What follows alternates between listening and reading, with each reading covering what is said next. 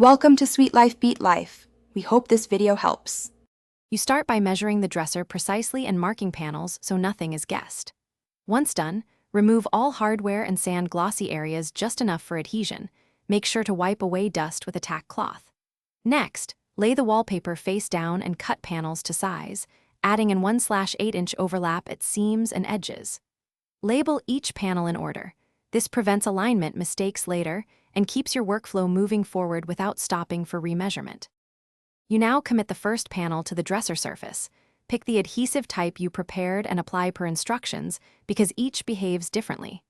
Once you position the top edge and confirm level, unroll the panel gradually and press toward the center while smoothing outward to expel air. Continue with the next panels, aligning patterns at seams and keeping edges tight.